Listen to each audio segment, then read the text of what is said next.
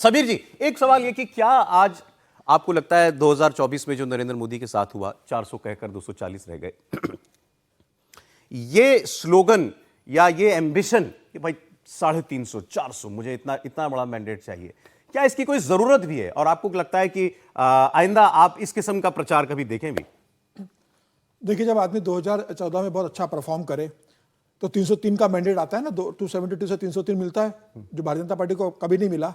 और जब 2019 में जो बेहतर प्रदर्शन करते हैं 5 साल, तो 10 साल बाद उम्मीद बनती है कि जब 10 साल से मैं सब बेहतर काम कर रहा हूं, विपक्ष कहीं पर भी नहीं है, 1 रुपए का भ्रष्टाचार का आरोप मुझ पर नहीं लगा, मेरी सरकार पर नहीं लगा, हर क्षेत्र में मैंने काम किया है, आर्टिकल 370 मैंने हटा दिया है, तमाम तरह के मुद्दों पे मैंने काम किया है, तो मैं क्यों नहीं चाहूंगा कि इस बार मुझे 303 से बढ़कर 400 का मैंडेट मिले। जब आदमी बेहतर प्रदर्शन करता है तो और बेहतर उम्मीद करता है ना। 80% स्टूडेंट के आते हैं तो होता है कि नहीं, इस बार मेरे 80 है, अगली बार मैं 90% लेकर आऊंगा। तो प्रधानमंत्री मोदी ने 10 साल वो काम किया कि उनको उम्मीद थी कि जनता इस बार उनको 400 प्लस का मैंडेट देगी। ठीक है, वो चूक गए, लेकिन उनके जो उम्मीद थे वो कहीं से भी गलत नहीं थी। देखिए, अगर राहुल गांधी की अगर हम बात कर रहे हैं और राजीव गांधी की बात कर रहे हैं, नरेंद्र मोदी, आपको लग रहा है मोदी ने ऐसा 10 साल में कुछ गलत नहीं किया था? बिल्कुल नहीं। 1989 वाला एक भी उदाहरण बता दीजिए ना, अगर एक उदाहरण होता तो क्या विपक्ष छोड़ते? एक भी उदाहरण 10 साल में प्रधानमंत्री नरेंद्र मोदी की बता दीजिए कि जहां कहा जाए कि प्रधानमंत्री मोदी ने यह ऐतिहासिक भूल कर दी जिसके कारण प्रधानमंत्री मोदी को यह मैंडेट कम मिला है। किसी भी क्षेत्र में प्रधानमंत्री मोदी ने कम परफॉर्म नहीं किया, हर जगह बेहतर प्रदर्शन किया, विपक्ष कहीं सामने था। 10 साल बाद विपक्ष को कोई मुद्दा नहीं मिला सरकार को घेरने के लिए। तो एक वो जो नैरेटिव लेके आए थे कि संविधान बदल देंगे, अगर संविधान बदलना होता तो 303 का मैंडेट था ना, वो उसी में बदल देते, 272 में मैंडेट में बदल देते संविधान बदलने के लिए। ठीक है, उसके लिए 400 की जरूरत नहीं थी, उनके पास उतना सहयोग था, सहयोगी दल के वो मैंडेट संविधान बदल सकते थे। मुझे लग रहा है कि अगर राहुल गांधी के संघर्ष की बात की जा रही है कि राहुल गांधी ने संघर्ष किया, राजीव गांधी के मैंडेट की बात की जा रही है, कांग्रेस में अगर आप जवाहरलाल नेहरू, इंदिरा गांधी, राजीव गांधी, उसके बाद सोनिया गांधी और राहुल गांधी का अगर करियर देखेंगे तो मुझे लगता है कि सिर्फ एक इंदिरा गांधी रही कि जिसने अपनी दम पर संघर्ष करके अपना मुकाम हासिल किया था। 1969 में तो कांग्रेस तोड़ दी थी ना उसने, 71 में नई कांग्रेस से चुनाव लड़ी है वो, पूरी और ओल्ड कांग्रेस एक तरफ थी 97 के इलेक्शन पर में। शायद वो रेफरेंस पॉइंट इसलिए हमने नहीं दिया क्योंकि उनको उनके पिताजी स्थापित कर गए थे ना। नहीं, स्थापित नहीं, वो पूरी पार्टी तोड़ के नई पार्टी चाहिए, पूरा कांग्रेस एक तरफ चली गई थी मोरारजी देसाई के नेतृत्व में।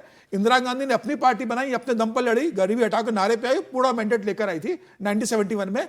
हालांकि बात ठीक है कि फिर आपातकाल लगा, इलाहाबाद हाईकोर्ट का फैसला आया तो 77 के चुनाव में वो बुरी तरह हारी भी है, वो एक अलग पहलू है। लेकिन सिर्फ इंदिरा गांधी अपने दम पर मैंडेट किया था। राजीव गांधी की अगर बात करें तो राजीव गांधी तो एक्सीडेंटल प्राइम मिनिस्टर थे, राजनीति में वो थे ही नहीं, वो तो संजय गांधी राजनीति में सक्रिय रहने वाले थे। संजय गांधी की डेथ हो जाती है, इंदिरा गांधी की हत्या होती है, तो उसके बाद उन्हें अचानक प्रधानमंत्री देश का बनना पड़ता है, मजबूरी में उन्हें राजनीति में आना पड़ता है। और ऐसा व्यक्ति जो मजबूरी में राजनीति में आए हो, जिसे राजनीति का ए से लेकर जेड तक कुछ भी नहीं मालूम हो, जिसे न कांग्रेस का संगठन पता हो, न जिसे कैसे चुनाव लड़ा जाता है ये पता हो, विपक्ष के साथ कैसा व्यवहार किया जाता है उसे ये मालूम हो, उसे सीधे प्रधानमंत्री तो उस 84 से 89 तक की प्लेबुक में कौन सा ऐसा जो मुद्दा है जो सीखने वाली बात है जो राहुल गांधी सीख सकते हैं कि मेरे पिता को 5 साल के अंदर जो है 414 से 197 पर ले आया था उस वक्त का विपक्ष? देखिए, मुझे लग रहा है कि उसमें राहुल गांधी की सबसे बड़ी जो गलती रही वो सलाहकारों की रही है। जिस तरीके से राजीव गांधी अपने सलाहकारों से घिरे रहे, अरुण नेहरू राजीव गांधी के सलाहकार बन जाते, जितेंद्र प्रसाद के पिता जो जितेंद्र प्रसाद वो उनके वहां उस समय सलाहकार बनते। कई और ऐसे सलाहकार थे कि जिनके कारण राजीव गांधी कई निर्णय नहीं ले पाए। हालांकि सेम पेपुत्रा ने उनको कई अच्छी सलाह भी दी, जिसका जैसे कंप्यूटराइजेशन किया, वो सेम पेपुत्रा आज तक सलाहकार है, वो आज तक सलाहकार है राहुल गांधी के बने हुए राजीव गांधी के पास से। लेकिन शाहबानो प्रकरण में उनको सलाह दी कि आपका मुस्लिम वोट चला जाएगा, ये मैंडेट उनका दिया हुआ है, आपने परिणाम बदला, उसका आपने भुगता। राहुल गांधी ने सीखी भी तो अपने पिता के दौर से गलत बात सीखी, कोटरी कल्चर नहीं बदला। नहीं, वही सलाह, जैसे राजीव गांधी अपने सलाहकारों के कहने में आके उन्होंने अपनी राजनीति को खत्म किया, राहुल गांधी भी उसी तरीके से अपने सलाहकारों में, कुछ चुने हुए सलाहकारों में रहकर उन्होंने अपनी राजनीति को खत्म किया। ठीक है सर, आपका एतराज था? नहीं, एक तो ये कि विजय जी की उस लाइन पे तो मुझे घनघोर गंभीर एतराज है, जिसमें उन्होंने कहा कि नरेंद्र मोदी का विकसित भारत और राहुल गांधी का सामाजिक न्याय एक है। इससे बड़ा भ्रम कुछ नहीं हो सकता।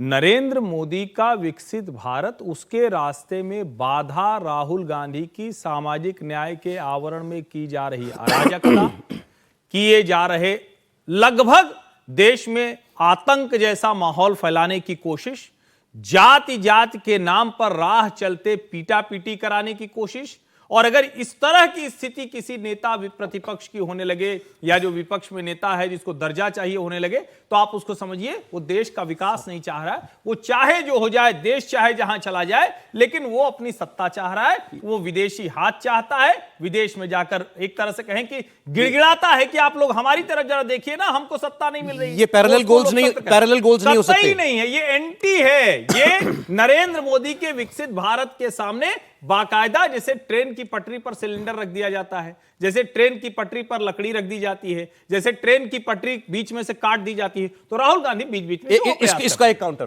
सर। बिना सामाजिक न्याय के यदि कोई देश विकसित हो सकता हो तो मुझे हैरानी है। सामाजिक न्याय तो उसका मूल है विकसित भारत का। कोई भी देश विकसित ही तब होगा जब उसको सामाजिक न्याय मिलेगा। सामाजिक न्याय के रेफरेंस को कैसे आप देखते हैं? सब अपने अपने तरीके से लड़ाई लड़ते हैं, और इसको देख लीजिए 2024 का नतीजा राहुल गांधी के उस नैरेटिव का नतीजा है जो उन्होंने सामाजिक न्याय के लिए रखा, और देश ने उसको एक्सेप्ट किया। भले ही वो वोट में नहीं बदला, लेकिन उन्होंने जो सामाजिक न्याय का नैरेटिव रखा उसी ने 303 से 240 पे ले दिया। अब आप उसको फेक नैरेटिव संविधान की बात करो, लेकिन वो असली उसका थॉट प्रोसेस तो सामाजिक न्याय है ना। जातिगत जनगणना की जब बात हो रही हो, जातियों की बात हो रही हो, आरक्षण को आगे बढ़ाने की बात हो रही हो, या आरक्षण खत्म करने का जो नैरेटिव बनाया जा रहा हो, उसका मतलब यह है कि आप सामाजिक न्याय के लिए सर ठीक खड़े है, हो। ब्रेक पर जाऊं उससे पहले मुझे आपका एक एक लाइन में विचार चाहिए। एक, आज अगर कोई किताब लिखी जाती तो उसमें नरेंद्र मोदी कैसे उस दर्ज किए जाते हैं अभी तक के उनके काम के रिकॉर्ड के हिसाब से, राहुल गांधी अपनी परफॉर्मेंस के हिसाब से कैसे उनके बारे में लिखा जाता? पहले आप बताइए। नरेंद्र मोदी स्वतंत्र भारत के सबसे साहसी राजनेता हैं, महात्मा गांधी के बाद सबसे बड़े राजनेता हैं, और जो सबसे बड़ी बात, सामाजिक न्याय शब्दों में नहीं उनकी योजनाओं में उतरता है तो वो विकसित भारत कहलाता है। विभाजन नहीं कराते राहुल गांधी ऐसे नेता।